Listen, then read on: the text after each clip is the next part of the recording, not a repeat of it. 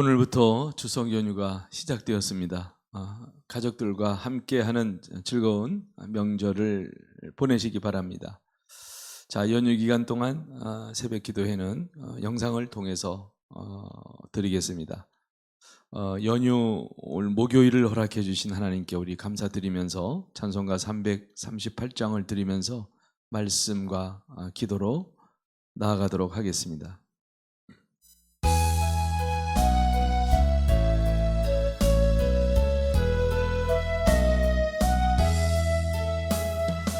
내 주를 가까이 하게 함은 십자가 짐 같은 고생이나 내 일생 소원은 늘 찬송하면서 주께 떠나가기 원합니다. 내 고생하는 것 옛 야곱이 돌베개 베고자 갔습니다. 꿈에도 소원이 늘 찬송하면서 주께 더 나가기 원합니다. 천성에 가는 길 험하여도 생명길 되나니 은혜로다. 천사 날 부르니 늘 찬송하면서 주께 더 나아가기 원합니다. 야곱이 잠 깨어 일어난 후 돌단을 쌓은 거 본받아서 숨질 때 되도록 늘 찬송하면서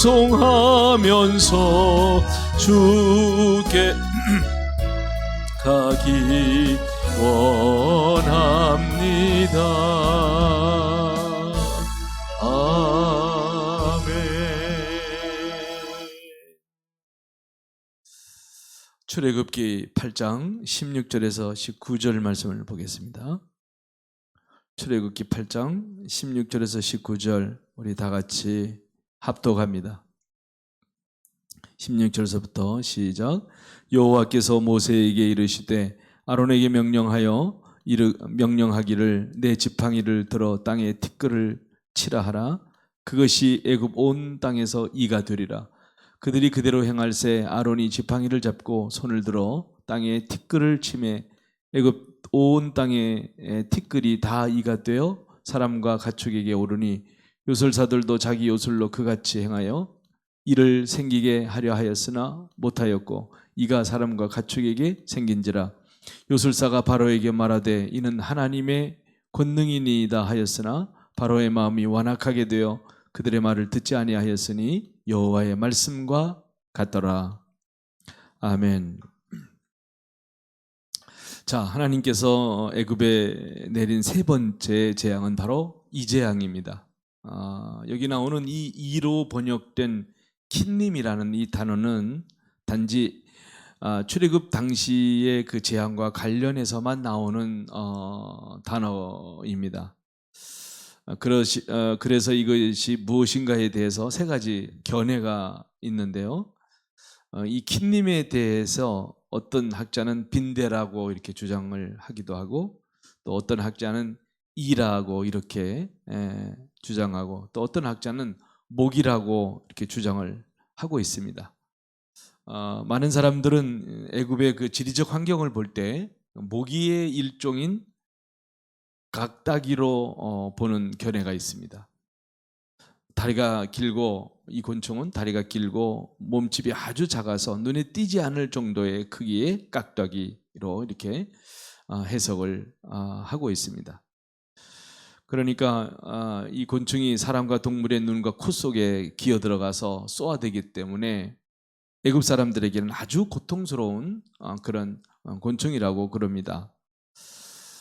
고대 필로와 오리겐에 의하면 이는 피부에 가장 고통스러운 자극을 일으킨다 하는 기록이 있습니다.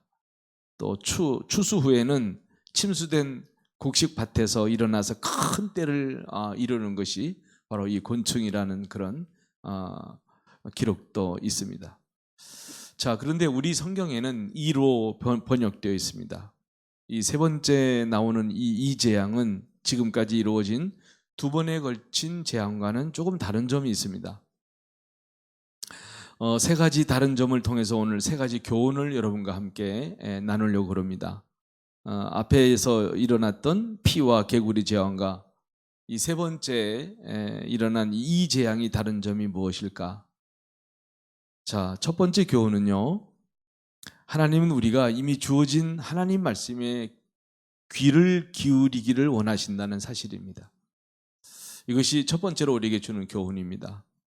앞에 피의 재앙과 개구리 재앙과 다른 점은 이 재앙이 아무런 경고 없이 찾아온 재앙이라는 겁니다. 나일강이 피로 변한 재앙은 이미 우리가 살펴본 바대로 아침에 이 재앙이 임할 것을 예고를 하는 장면이 나옵니다. 그 하수를 치면 피로 변할 것이라고 미리 예고를 해 주었습니다. 그리고 나서 피의 재앙이 내려지게 되죠. 개구리 재앙도 그렇습니다. 미리 바로의 왕궁에서 예고가 되었습니다. 8장 2절을 보면 우리가 알 수 있는 사실인데요. 내가 만일 보내기를 거절하면 내가 개구리로 너의 온 지경을 칠 것이다.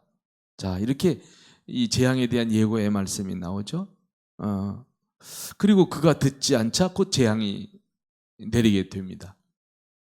자, 그러나 이 세 번째 이의 재앙은요, 첫 번째, 두 번째 재앙과는 달리 아무런 경고가 없이 내려진 재앙입니다. 다시 설득도 하지 않았습니다. 그리고 다시 경고도 하지 않습니다. 16절 말씀을 보면 모세에게 하나님 말씀하시죠. 아론에게 명령하라는 겁니다. 지팡이를 들어서 땅에 티끌을 치라는 겁니다. 그러면 그것이 온 땅에서 이가 될 것이라는 겁니다. 그러니까 바로에게 아무런 경고도 하지 않고 바로 땅을 쳐서 이가 되게 하였다는 겁니다. 왜 그렇겠습니까? 두 번째 개구리 재앙이 일어날 때 바로는 약속을 했습니다. 8절 말씀에 보면 그런 내용을 우리가 볼 수 있는데요. 여호와께 구하여 개구리를 백성에게 떠나게 하면 이스라엘 백성을 보내주겠다. 이것이 바로가 한 약속이죠.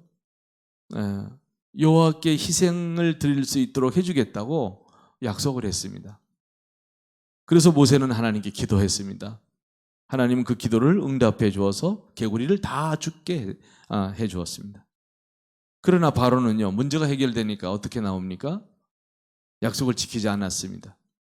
15절 말씀을 보면 숨을 통할 수 있으니까 약속을 어겼다는 내용이 나오죠.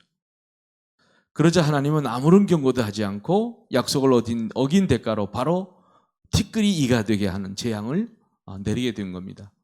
그것이 16절의 말씀이죠. 자, 여러분, 이와 같은 원리는요, 여섯 번째 악성 종기 재앙과 또 아홉 번째 재앙인 흑암 재앙 때도 동일하게 적용이 되는 패턴입니다. 그러니까 앞에 두 번의 재앙은 경고를 합니다. 그러나 계속 말로 설득해도 듣지 않으니까 세 번째 재앙은 경고 없이 내린 겁니다. 자, 이런 재앙의 원리를 통해서 하나님은 무엇인가 교훈하기를 원하셨을 겁니다. 이것은 바로의 교만에 대한 심판을 예고 없는 재앙으로 깨닫게 해주시는 것입니다. 이미 바로는 자기가 심판자가 되고 자기가 판단자이고 자기가 재판자가 된 것입니다. 그러니까 나는 왕이고 너희는 노예라는 선에서 출발을 하는 것입니다. 그러니까 신약 성경에 나오는 바리새인들처럼 나는 의인이고 너희는 죄인이라는 전제에서 출발을 하고 있는 겁니다. 여호와는 내 밑에 있는 노예들이 믿는 신이라는 겁니다. 이렇게 되면 결국 사람은 화인 맞은 양심이 되는 것이죠. 자, 이렇게 되면요, 어떤 설득이나 논리도 통하지 않습니다. 모든 것을 자기의 옳음을 입증하는 자료로 사용해 버리는 것입니다. 누구의 말도 귀에 들어오지 않습니다. 그러니까 갑자기 심각한 재앙이 닥쳐와야 그때야 조금 미동하게 되는 것입니다. 그것을 통해서 하나님은 무엇을 지금 요구하고 있는 것입니까? 말로 할 때 들으라는 것입니다. 말로 할 때 내 백성을 내보내라는 것입니다. 이 백성은 나의 소유라는 것입니다. 때로 우리에게도 예고 없는 재앙이 임할 때 하나님이 하시는 음성을 우리도 들을 줄 알아야 됩니다. 여러분, 우리의 모든 소유는 사실 하나님의 것입니다. 생명까지도요. 이것을 우리는 인정해야 됩니다. 자, 두 번째 교훈입니다. 하나님은 우리가 복의 근원은 하나님이심을 믿고 살기를 원하신다는 겁니다. 그 이의 재앙이 피의 재앙과 개구리 재앙과 다른 점이 무엇이겠어요? 재앙의 발생 근원이 다른 겁니다. 첫 번째 재앙과 두 번째 재앙은 재앙의 발생 근원이 물이었습니다. 물이 피가 되고 물에서 개구리가 나왔습니다. 그러나 이 세 번째 재앙의 근원은 다릅니다. 이 세 번째 이 재앙의 근원은 뭐냐? 땅입니다. 그러니까 땅의 티끌이 이가 되는 재앙이죠. 물을 치라는 게 아닙니다. 땅에 있는 티끌을 내리치는 것입니다. 자, 이미 우리가 생각해 보건대 이 티끌은 뭡니까? 아주 미미한 것입니다. 그러니까 재앙의 근원이 땅이라는 것이죠. 여기서 이가 중요한 것이 아닙니다. 바로 땅입니다. 자, 애굽 사람들에게 그렇다면 여러분, 애굽 사람들에게 땅은 어떤 의미가 있을까요? 네, 그들은요 흙의 신, 그러니까 대지의 신 게부를 섬겼습니다. 이 게부는 그들의 수호신이었어요. 예, 그림에서 보는 것처럼 이 게부는 대지의 신이고 세상의 근원이며 기반이다라고 그들이 믿었어요. 다시 한번 그림을 보면 여러분들이 보는 그 그림 조금 복잡한 그림이 있죠? 거기 보면 밑에 누워있는 한 여신이 등장합니다. 그게 바로 대지의 여신이죠. 흙을 기반으로 한, 그리고 위에 이렇게 구부려서 엎드려 있는 또 하나의 신은 그것은 바로 뭡니까? 하늘의 신입니다. 우주를 관장하는 신이라고 보면 되겠습니다. 이 그림을 가만히 들여다보면 이 그림 속에는 애굽인들의 세계관이 들어 있습니다. 위에서 이렇게 하늘을 덮은 한 여신은 바로 하늘을 주관하고 있고, 밑에 누워 있는 저 여신은 바로 땅을 주관하는 신. 그 중간에 태양도 있고 뭐 여러 가지 동물들과 곤충들이 쭉 나오죠. 예, 그렇습니다. 그러니까 세상의 근원이 바로 이 게부라는 신이다. 그래서 지상 만물을 그 게부가 지배하고 있다고 그들은 생각을 했습니다. 그러니까 저 누워있는 이 게부의 모습이 산이나 땅의 형태로 나타난다고 그들은 생각을 했던 겁니다. 그래서 이 게부에게는 신들의 아버지라는 칭호가 주어졌습니다. 자, 여러분, 이 애굽 나라에만 이렇게 대지의 신을 섬긴 것은 아닙니다. 나라마다요 여러 가지 이름으로 대지의 신을 숭배하고 있죠. 토지의 신, 즉 땅의 신 말입니다. 여러분, 로마의 그 대지의 여신은 텔루스라는 그런 신입니다.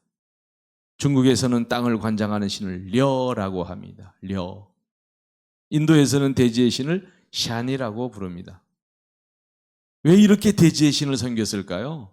민족마다, 각 나라마다 땅의 모든 생물의 기반이, 땅은 모든 생물의 기반이 된다는 생각에서 그들은 이렇게 땅을 숭배한 겁니다. 특히 나일강의 그 삼각주, 보통 우리가 학교에서 델타 지역이라고 우리가 배우죠. 그 아주 기름진 땅이었습니다. 토사가 밀려와서 기름진 땅을 만들어서 곡식을 아주 풍요롭게 만들어 주었습니다. 그러니까 만물이 기초가 되는 땅, 그렇게 비옥한 땅을 만들어 주신 이가 바로 이 계부신이라고 그들이 생각을 했던 겁니다. 숭배의 대상으로 삼은 것이죠. 그러니까 계부가 땅을 비옥하게 하고 농사를 지어 먹을거리를 제공해 주는 복의 근원이라고 생각한 겁니다. 자, 그러나 하나님은 이 재앙을 통해서 땅의 신 계부가 기름진 땅을 그들에게 주고 그들의 삶을 풍성하게 만드는 신이 아니라는 것입니다. 하나님 앞에서 아무 힘도 없고 오히려 그들에게 고통을 주는 신이 바로 이 일하는 재앙을 통해서 하나님이 드러내신 겁니다. 결국 만물이 근원이 되고 복의 근원이 되신 분은 바로 하나님이시라는 사실을 이 재앙을 통해서 하나님 분명히 나타내시고자 하신 겁니다.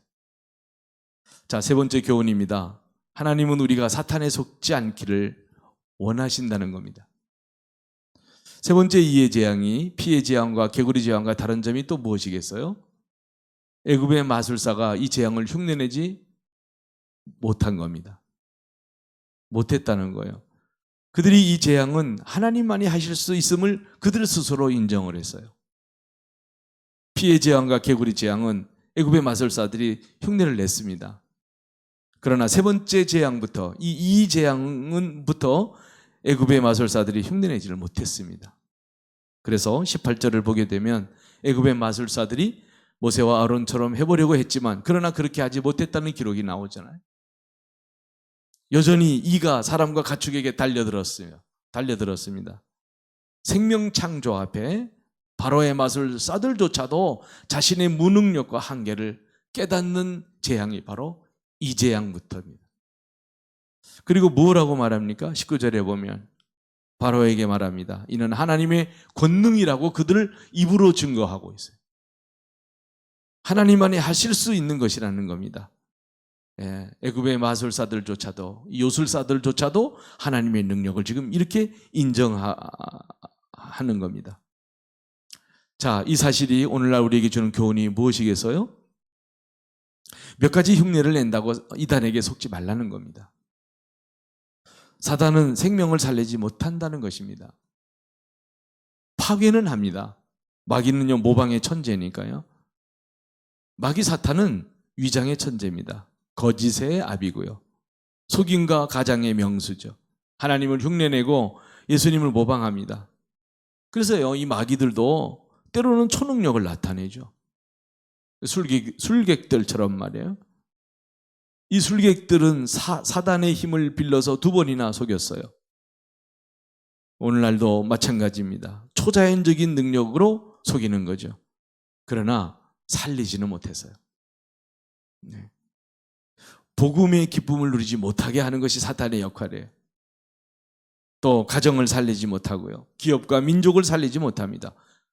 더욱이 교회는 더욱더 그렇습니다. 결코 살리지 못합니다. 네. 오늘 이 재앙을 통해서 받은 교훈 3가지입니다.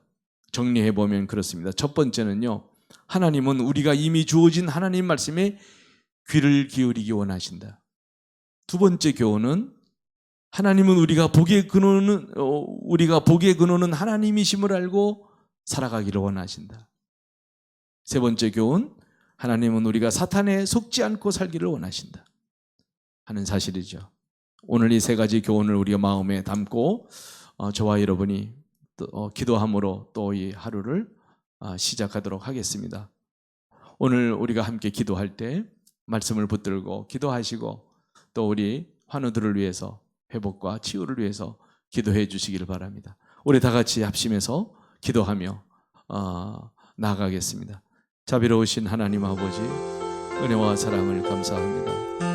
오늘 연휴 첫날 주시는 말씀, 우리가 이 말씀을 붙들고 이 하루를 시작합니다. 하나님께서 주신 명절을 가족들과 함께 은혜롭게 잘 지낼 수 있는 저희들이 되게 하여 주시고, 우리가 오늘 말씀에 교훈받은 것처럼 우리들에게 이미 주어진 하나님의 말씀에 귀를 기울이며 살게 하시고, 또 우리의 진정한 복의 근원은 하나님이심을 알고 살아가게 하시고, 우리가 사탄에게 속지 않고 살아가는 그런 은혜를 저희들에게 허락해 주시기를 간절히 바라고 원합니다. 하나님, 이재양의 교훈을 통해서 받은 이 말씀, 오늘 하루를 살아갈 때 하나님이 함께 하시는 삶을 살아가고, 또 우리 병약한 교우들을 위해서, 환우들을 위해서 기도하고, 우리 환우들을 하나님께서 치유하시고 회복시켜 주셔서 아무쪼록 저들이 정말 하나님 앞에 다시금 치료받고 회복되는 은혜를